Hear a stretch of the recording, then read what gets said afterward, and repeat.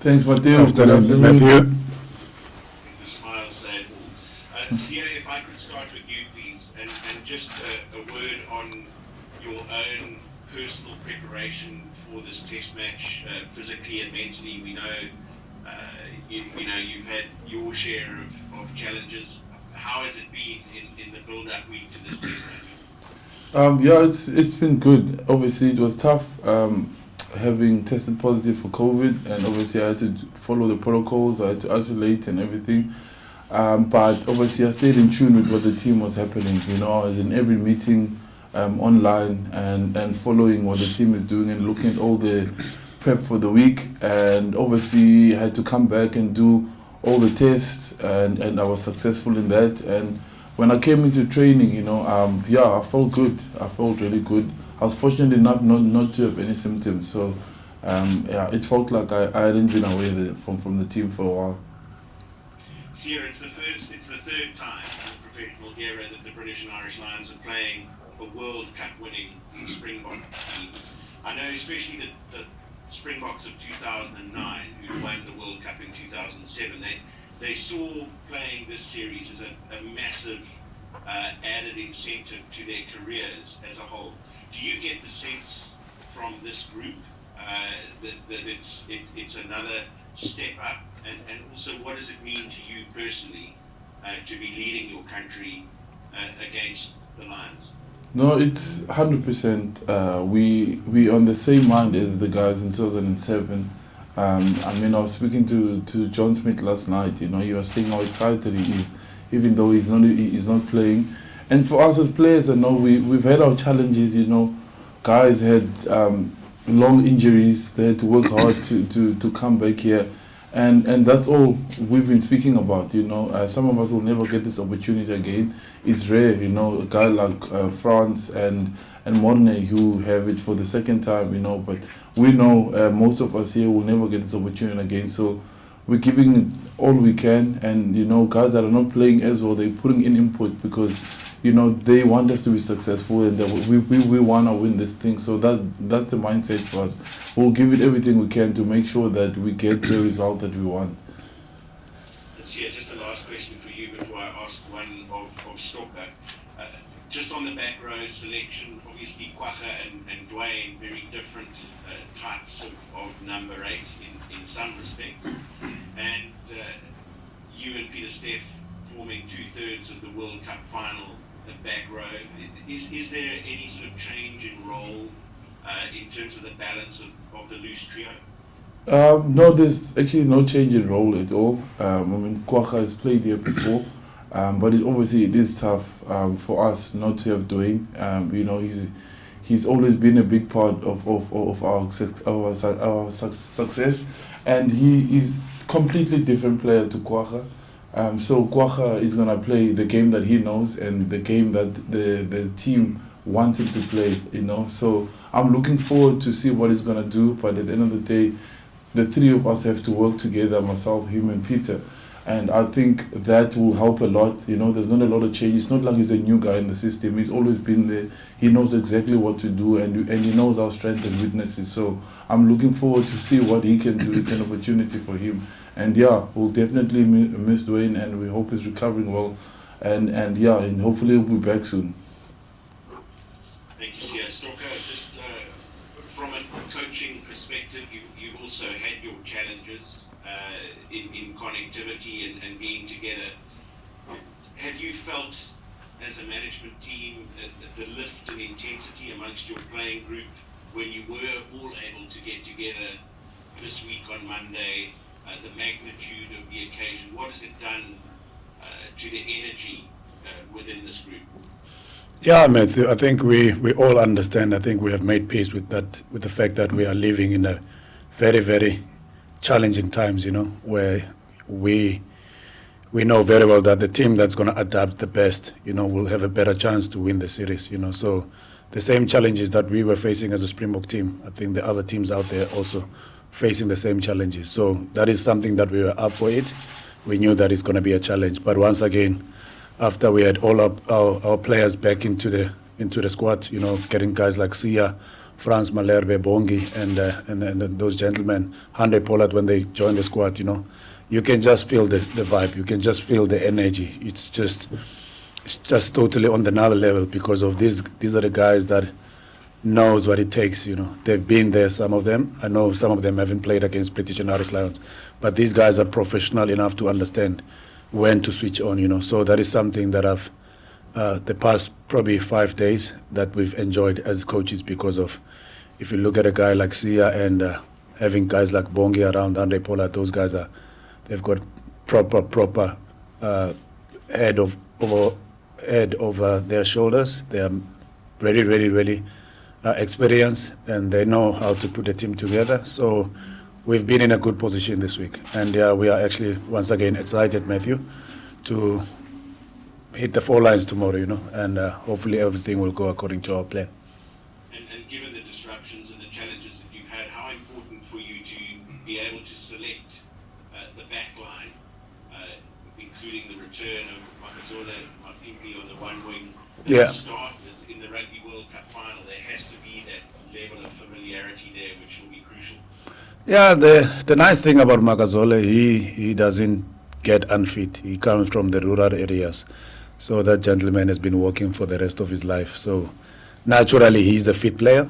And yes, missing last week with us, probably it was sad for him. But once again, I know one thing for sure, that he's very professional. He looks after himself, and he's been training well this week. And he knows the plan with him going to this game, that he's going to have to push all the way for 80 minutes. And I don't doubt at all that he's got what it takes because of, once again, when it comes to the rural areas, you are naturally fit because of that's your daily life. Everything that you do they call it as lali in Matthew.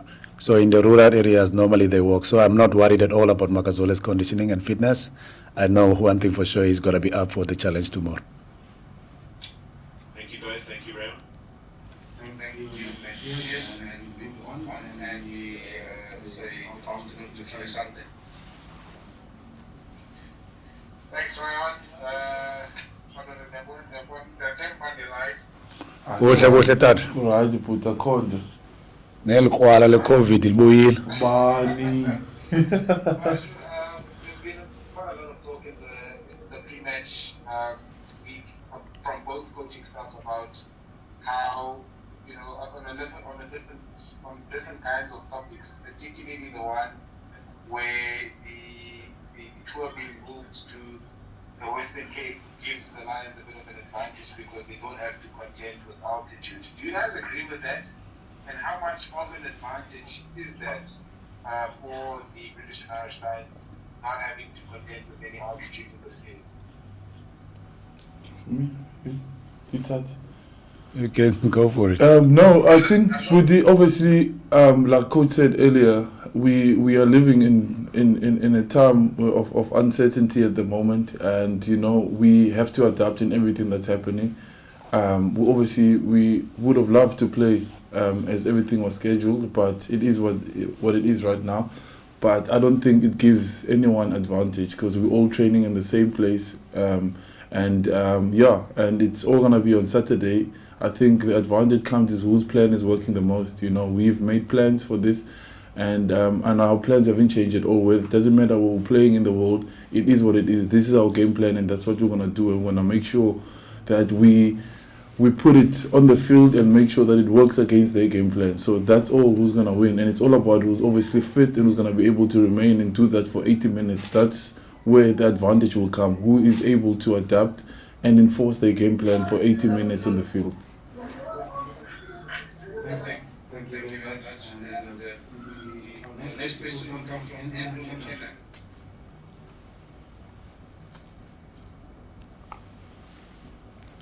Andrew, can you hear me? Yes, I can. Sorry, apologies. Good afternoon. See ya.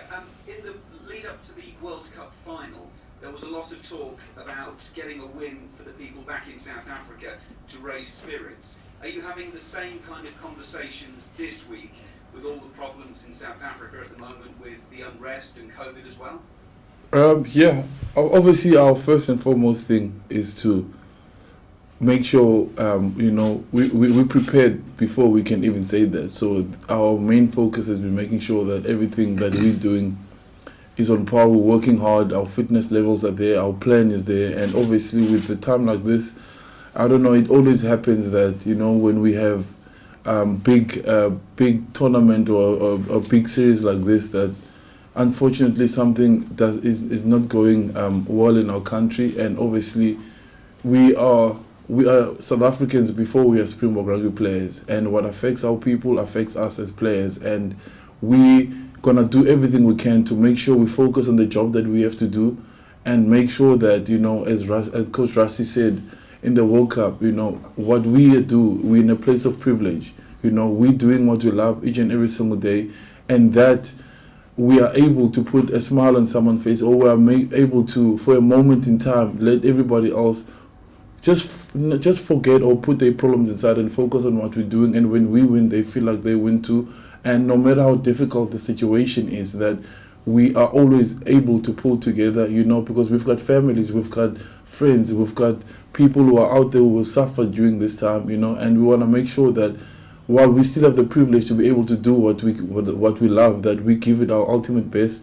And we know the people will be behind us, no matter what it is they're going through, and we want to make sure we give it everything, and give it our best on Saturday. And if we are able to put a smile on someone's face, that will obviously make us happy and drive us even more to make sure that we don't give up on that field, that we give our ultimate everything. Yeah. And your wife will also forgive you for leaving her with 4 kids. Coach, please. She will. It's true, but. Thank you, guys. And Daniel Schools will come next. Good afternoon. Question for the coach, Zili. About 2 things. The Lions were fairly unhappy with the appointment of Marius Jonker as a TMO, as he's not a neutral TMO. Can I make what you make of that situation, and if the roles were reversed, if a British or Irish TMO was appointed, what your reaction would be? And then the second question was, Warren Gatland said earlier this week that your ego had been dented in the South Africa A game, because he said the Lions had superiority at the set piece. So your opinion on those, please. Yeah, from my side, as a Springbok team, we don't appoint officials. I think that's a job for World Rugby. So I wouldn't really go deep into that and say we are happy or unhappy with the officials. Because of it's not in our hands. But once again, those guys, I know one thing for sure: they're all professional and they all respect their job. And so once again, to us, it doesn't affect us. The main thing is to focus on how we want to play the game. So if they've got a problem with that, unfortunately, they can go and have a chat with the World Rugby regarding that. So, and on the other side, the second question about, what was the second question about? The set piece dominance. They've said they've dented our ego. I think from my side, I'm not going to go deep on that one. We were happy as a Springbok team. Once again, if you look at the most important stat in the game, which is the final score, we won the game. So I'm not too sure what is it that they've dented against us. And I'm not going to fall in that trap where I play the minds game. I'm not a minds game person. So the game is going to be played between the 4 lines. So if Gatling is talking about the egos, he doesn't really know much about us as South Africans. And I'm not going to go deep on that. So let's wait and see tomorrow after the game, and hopefully we can give people a good show of rugby. We know they're going to be tough. We know they're going to be physical, So once again, when it comes to the ego, we'll see the egos between the 4 lines.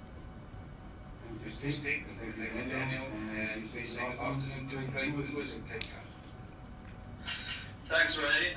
Siya, if I could maybe just follow up on that question. I mean, as Daniel mentioned, there's been quite a bit of talk out of the Lions camp about officiating and the team appointment, Russie's role as a water carrier. I mean, has it reached you, that sort of stuff, and maybe quietly been firing you up a little bit before the test match? Oh, no. My only job is to play, and my only job is to do what the team is required of me, and my only job is to prepare and see what the Lions are bringing to us, you know, and make sure that I'm ready to play. All the other stuff, that's out of my control. I can't focus on that, and it definitely doesn't get to us as a team. There are people that have those kind of jobs to look after that kind of stuff. So I leave that up to them. But what I can control is when I turn on the field, talk to the ref and talk to my teammates around me and prepare for the game. You know, I always believe like whatever is supposed to happen on Saturday will happen. So other than that, I don't even get involved in those kind of things because I've got a far bigger job to do on the field. Thank you very much. And we say good afternoon to Ashfaq Mohammed. Hi guys, Siya Kolisi in Ryan. Siya, firstly with the isolation, how did that go, and was it a close call in terms of your readiness for this week? And then secondly, to both of you guys, Gatland's Wales team, they played a very tight game in that World Cup semi-final. But looking at the Lions team that was selected for this week, do you expect different tactics from them? Salam alaikum. My COVID. Listen, my friend. I think, like for me, honestly, I didn't have a lot of symptoms. That I was fortunate with that. I didn't have anything at all. I think I was fine by the second day, and so that didn't play a big role in me. I think it was all on the mental thing, you know, just being isolating the room. But obviously, what helped me the most is that I was still part of the meetings, talking to the teams. I was viewing videos, and I was adding input to the guys that were playing in the game before, talking to Marco, making sure that Marco knows every single role that he needs to know before he gets on Saturday, because that's what we're about. Just because you're not playing, that doesn't mean you're off. The next thing for you to do is to make sure that the next guy around you knows his job, he's as prepared as much as he can, because at the end of the day, the most important thing in our group is the Springboks, and we want to make sure whether you're playing or not that you're actually adding value some way or another. So in that regards, I was fine because I had a lot of things to keep me positive and to keep me active during the time. Yeah, Ashfaq, going back to your question about how we played against them in the World Cup and what we expect from them, once again, this is not a secret. The way we played against them in the semi-final, it was designed for that game, you know, because we knew what they're going to bring to us. We knew all the challenges, you know. And people, they forget that before that game, the last time we beat Wales before the semi-final, I think it was about 3 years, if not 4 years, you know. So, and then when we did our analysis to look back of what about the things that we were doing that we needed to work on, you know. So once again, so everyone is talking about the kicking game in that game. So that was something that we mainly focused on, knowing that, you know, without giving too much, we wanted to make sure that we're going to stay in that fight, you know, because they are good at what they've planned. They're good at executing their plan. So it was our plan also to counter whatever they're going to bring on the table in that game. And yes, one thing for sure that you'll expect a lot of kicking game in this game also. If you look at the influence of the guys that are in that team, a guy like Stuart Hawke, who's really got a good boot, you know, Bigger, who's also very good, and even the guys that will come off the bench, Conor Murray and Farrell, you know. So those guys, they're gonna challenge us. But once again, I've been saying this throughout the whole week, is that when it comes to playing against the British and Irish Lions, we're gonna have to be at our best in all the departments. We know they've got a good kicking game, and also on a day when you give them space out wide with their outside backs, they will be dangerous. And also, we can't neglect the physical impact that a guy like Duan will bring in that back line, you know. I think they've selected a strong side physically, but also with pace. So we've got good plans also in place. And yeah, like Siya mentioned earlier on, I think the team that's going to execute their plan very well. I think, and be desperate for 80 minutes, I think that's the team that's going to win tomorrow. And hopefully that will be us. Thank you. And our next question will come from Will Callahan. Hi, first one for Swandile. Will Rugby be running the water tomorrow? And secondly, for Siya, how confident are you personally that you're match fit, having had that time in isolation and so little rugby for the Boks over the last 20 months or so? Yes, to keep it short and sweet, Russell will be running the water tomorrow. That is his role now in the team, to assist Jacques Ninaber as a head coach. So he will be there and he will be running around, bringing water on the field to the players.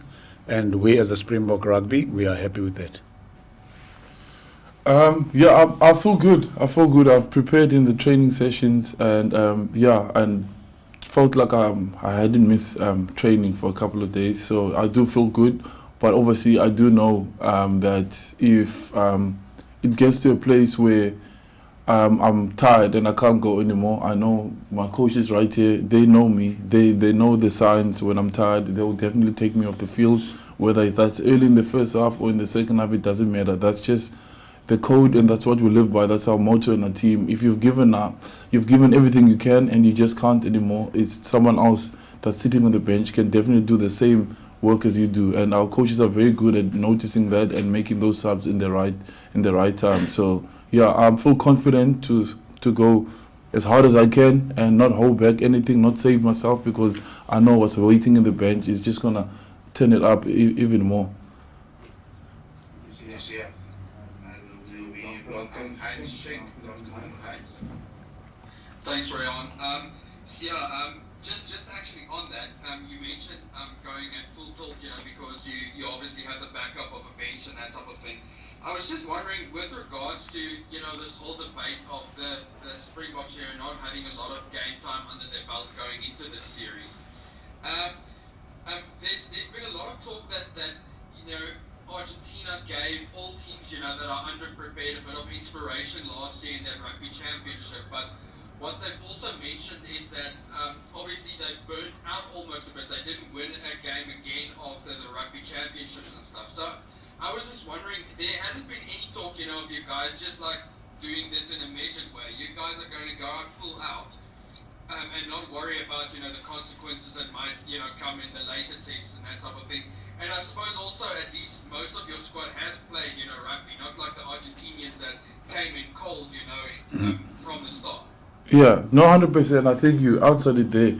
And also we have depth, we have a lot of guys who can play here, and there are guys who are at home now who can also come back. But our main focus is this first test, and we're gonna do everything in our power to make sure that we win the first test, and we give everything to that. And the second one, we worry about that when the final whistle goes. So we're not gonna worry about the future tests, because this is a big series. It's not gonna come another 12 years, so, and most of us will not get this opportunity again. So we don't have the privilege to be thinking about, we're worrying about the championship or anything like that, or even the second test match. We worry about this first one. And what happens after that, if guys are burning out, someone else will come back, and it's an opportunity for someone else. And that's why we work as hard as we can, and we prepare each other, and we make sure everybody knows what to do, just in case if someone falls out, someone else will just fit in.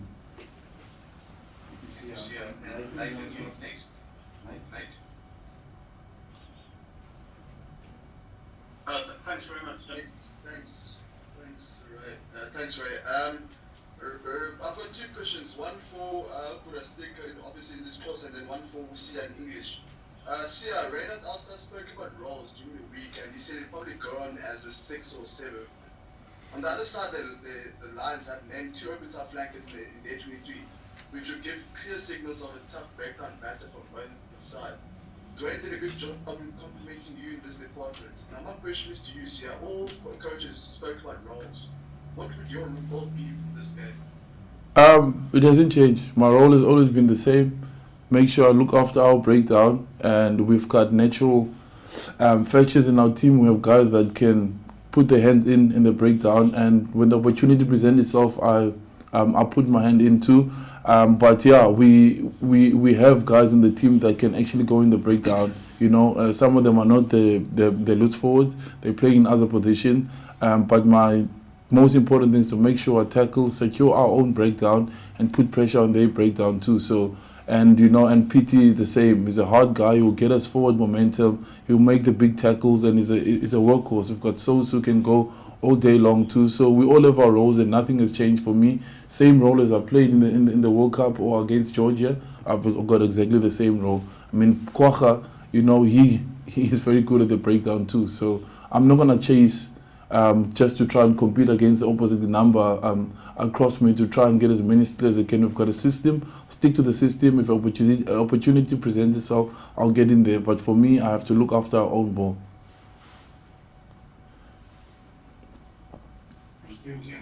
Awesome. That's it. Yes, Ray told me in this course, so I'll take it at the end after the English session. Okay, thank you. Let me then on to Susie. Hi Ray, I've also got a toss up question at the end. Sure, thank you. Salonqaba madoda, salonqaba. Masize man. Salonqaba. Ngifunda amaqhalo ampa. Okay, thanks.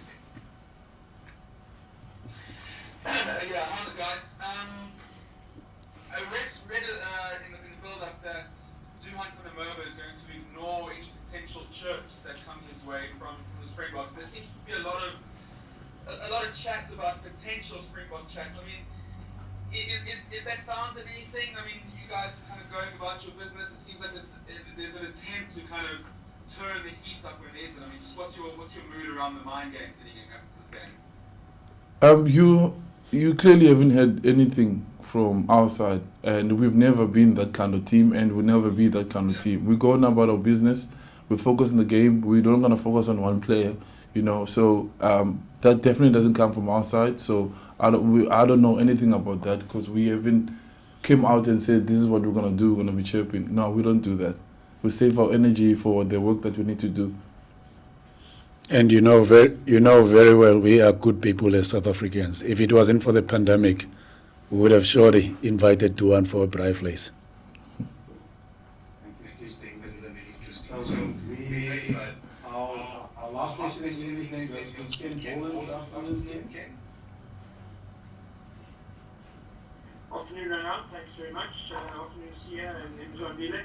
Mzondile, if I could just ask you, we've touched on obviously a lot of talk about the Springboks being underdone, but do you feel that because you guys have got such a settled game plan, and it's a game plan that I don't want to call it simplistic, but it's one that everyone seems to understand.